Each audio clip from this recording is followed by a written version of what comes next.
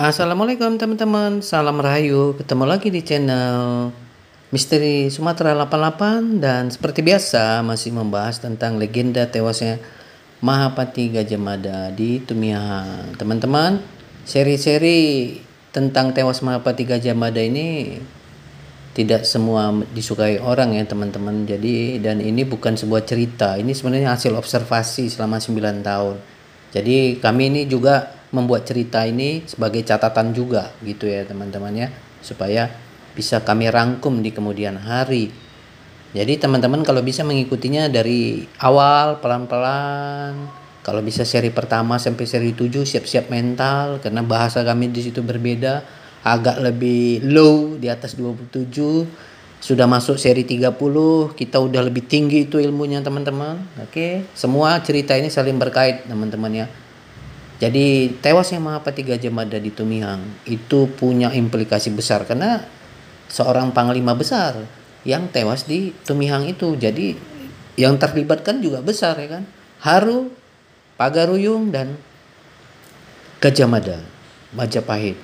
3 kerajaan besar dan saling terkait 37 semuanya. dengan judul Jarum Logistik dari Haru ke Minangkabau.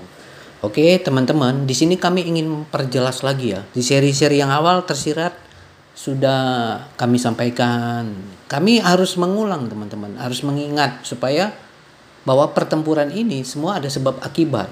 Tewasnya Gajah Mada di Tumihang itu ada sebab akibat. Legenda itu nggak main-main teman-teman. Nanggro Aceh Darussalam bukan tempat yang gampang ditaklukkan.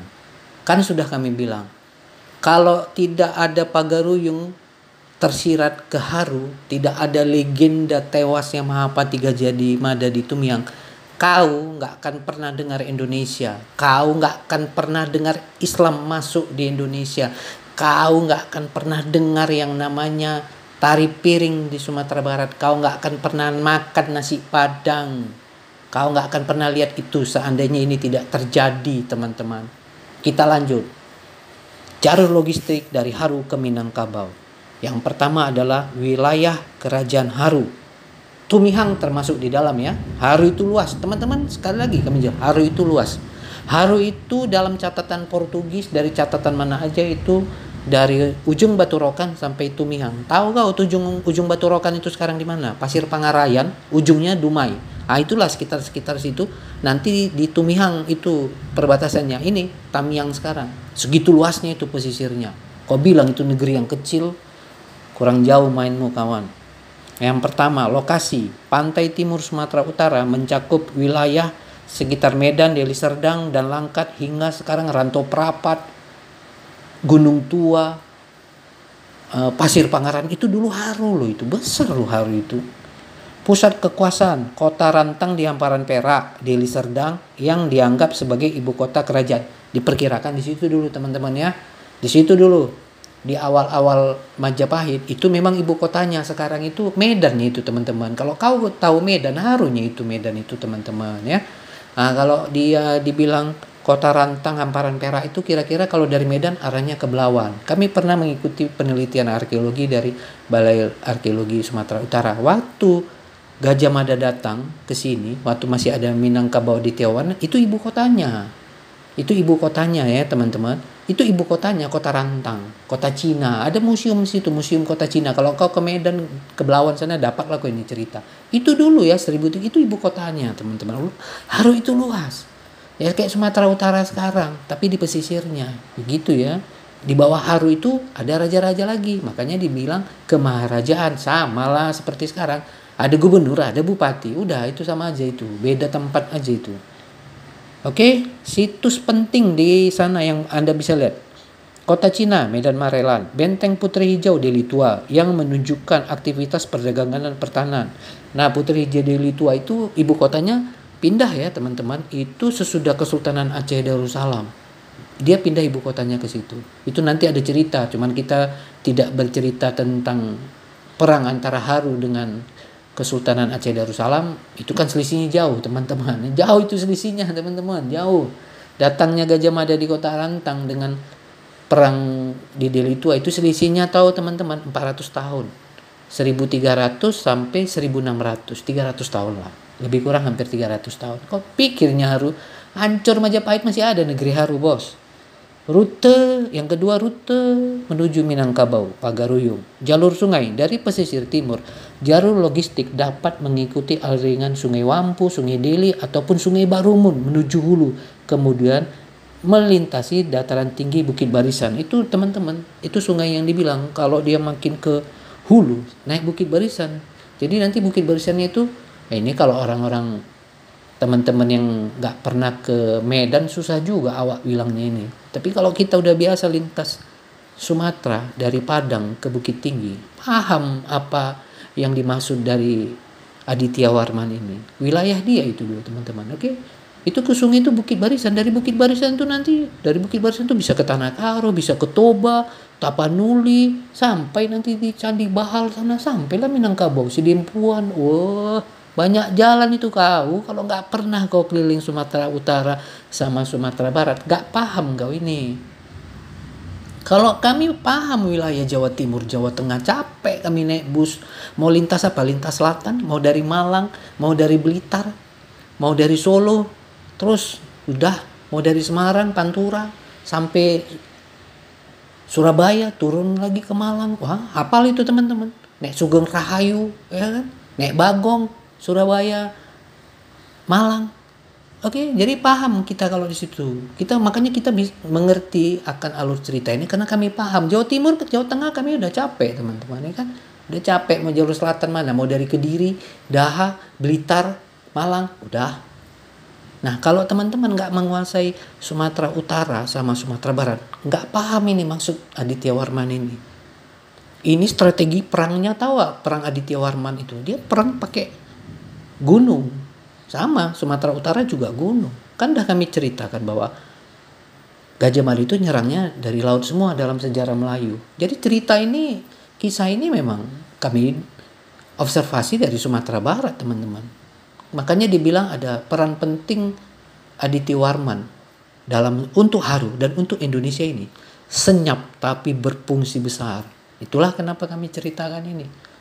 Oke, mungkin orang nggak banyak tahu fungsi dari Aditya Warman ditempatkan Majapahit. Kan harusnya jadi, kami sudah sampaikan di episode yang lalu, harus jadi pangkalan militer. Apa teman-teman pernah pikirkan itu? Ya enggak. Ini kan perang regional.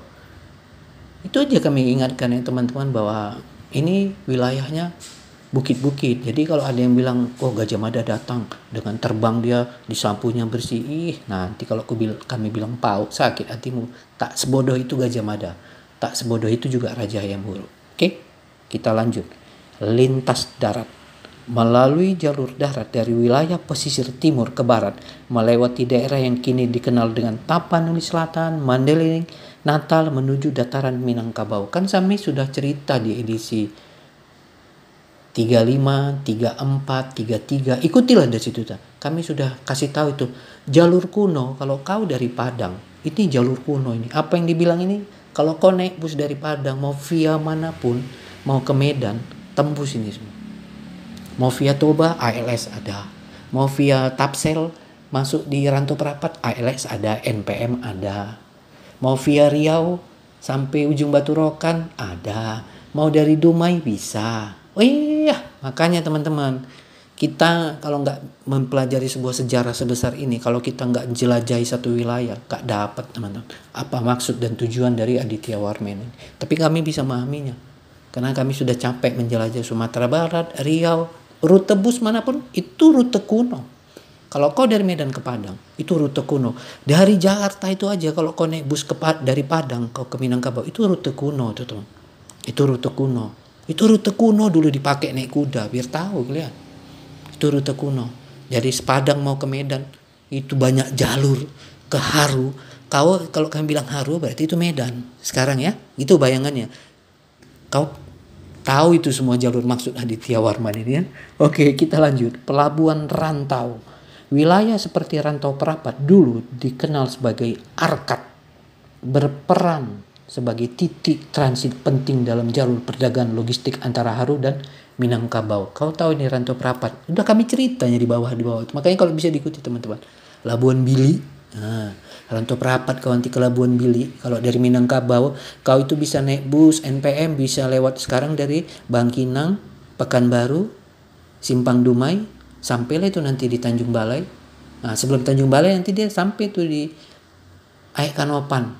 Aek Kanopan nanti turun sampailah kok tuh di Labuan Bilik ke dalam tuh. Itu jalur dia. Jadi dari Sumatera Barat dulu bawa barang, kan udah kami bilang kalau dia mau ke Selat Malaka ke situ dibawa. Jalur kuno ini semua teman-teman. Itulah kenapa Majapahit itu nggak bisa nundukkan Haru. Ini jalur kuno. Ini yang diceritakan di sini itu jalur kuno teman-teman. Jalur kuno yang luar biasa peran penting Aditya Warman teman-teman. Makanya kami bilang kau nggak bisa nasi padang. Takkan ada Indonesia kalau dulu dia membantu melenyapkan Haru. Nggak akan ada Islam di Indonesia ini kawan. Kalaupun ada itu penetrasinya beda. Percayalah. Aditya Warman berperan penting luar biasa. Oke, kita lanjut. Titik-titik kunci strategis. Ini ya, ingat. Titik-titik kunci strategis. Rantau Prapat atau dalam kurung Arkad. Kau tahu di dalam Suma Oriental, Tommy Pires, ini dicatat ini. Arkad. Kau beli aja bukunya, kau cari ini, dapat ini. Jelas itu di dalam Suma Oriental. Kalau di Sumatera, kau dapat ini kata ini. Arkad. Yang sekarang Rantau Prapat, pelabuhannya Labuan Bilik. Kalau kau nggak pernah ke Rantau Prapat susah ini. Nah, tapi kalau kau bilang hoa, nggak betul, memang tak pernah jalan kau, itu aja lah. Susah memang kalau kita cerita kayak gini, sejarah kau tak pernah ke Sumatera Utara, kau nggak pernah keliling ke Sumatera Barat dari naik bus, dari Jakarta ataupun dari Medan, susah. Kalau kami hafal tuh Jawa Tengah, Jawa Timur, mau naik apa? Mau naik Sugeng Rahayu, Rosalia dan Indah, mau naik bus apa? Bagong kan berkali-kali kami bilang. Tentrem, apal kami kalau kami dari Surabaya, Bungur Asi, Arjosari. Apal kami teman-teman. Bahkan kami kalau mau ke Semeru ke Dampit, dari Malang ke Dampit. Mau kurang apa? Tapi kalau di Sumatera Barat, Sumatera Utara lewat dari wilayah Minangkabau dari belakang. Oh, sehebat apapun ilmu Majapahit tak akan bisa dilewati di itu. Kalau nggak kerja sama Aditya Warman.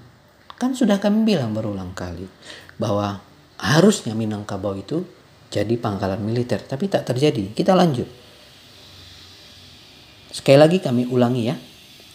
1. Rantau Prapat Arkad, peran sebagai pasar budak dan pusat perdagangan. Rantau Prapat menjadi titik penting dalam jaringan distribusi barang dan informasi antara Haru dan wilayah pedalaman.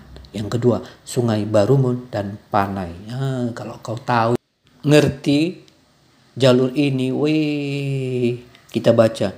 Fungsi sebagai jalur air utama yang menghubungkan pesisir timur dengan pedalaman, memungkinkan pergerakan logistik dan komunikasi antara Haru dan Minangkabau. Kau kalau naik bus naik ALS kau, itu ada lintas tengah namanya. Medan, Rantau Prapat, Kota Pinang, masuk Gunung Tua, langsung Peding Sidimpuan. Sampai kok kalau yang dia Sungai Barumun tuh, Panai itu Gunung Tua itu.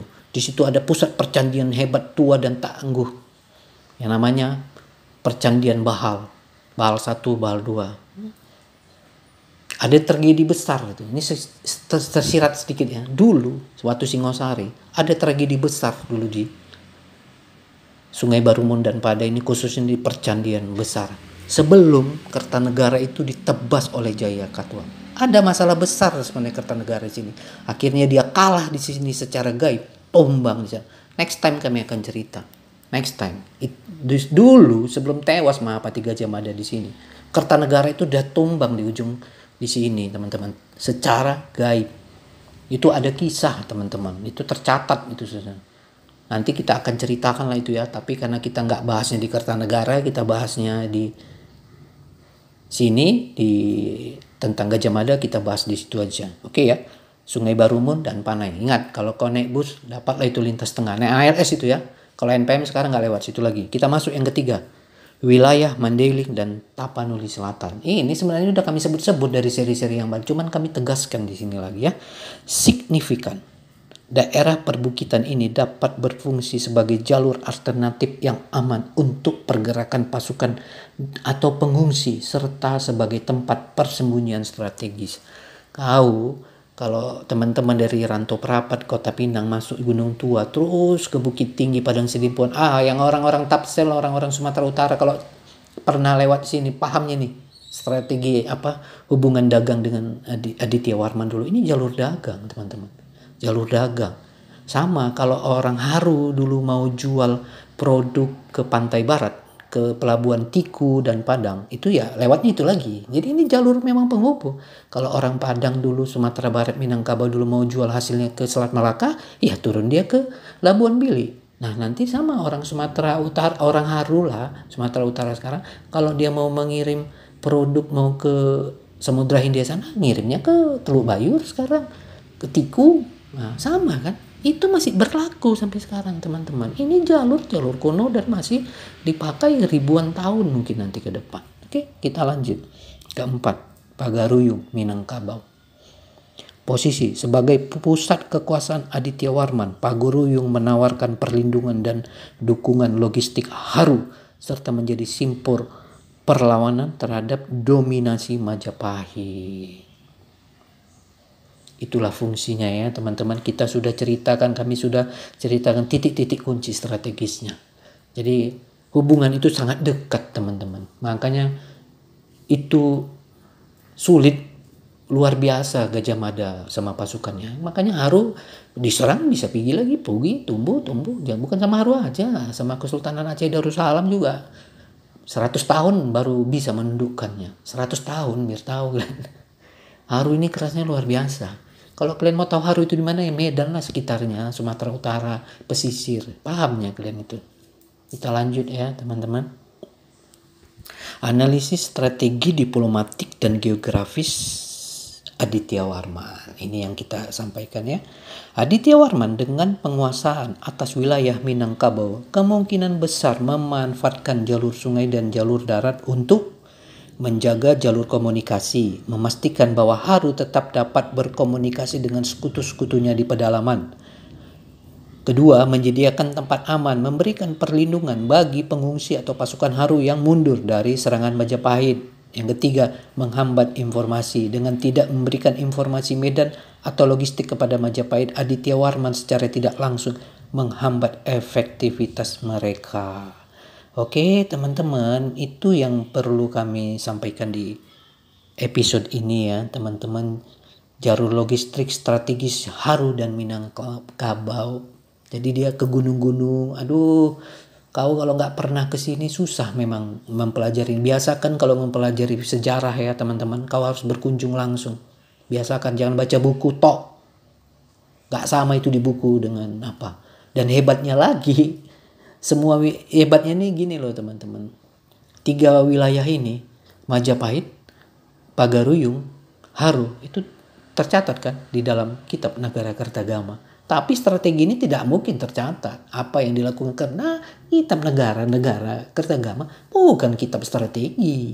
Itu kitab puji-pujian. Itu kan dia puji-pujian kepada raja-raja Singosari dan Majapahit. Bukan cerita seperti ini. Nggak ada itu ditulis. Sampai kiamat pun tak akan ada itu ditulis.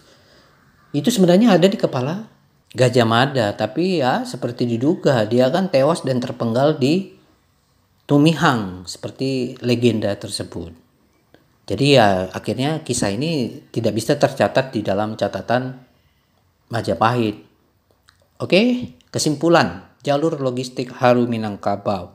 Jalur logistik antara Haru di pesisir timur Sumatera dan Minangkabau dataran tinggi barat Sumatera menempuh rute sungai dan darat melalui wilayah strategi seperti Sungai Barumun, Rantau Perapat, Arkat, dan perbukitan Mandailing. Jalur ini memungkinkan pertama, mobilisasi pasukan dan informasi secara relatif aman dari pantauan kekuatan Majapahit.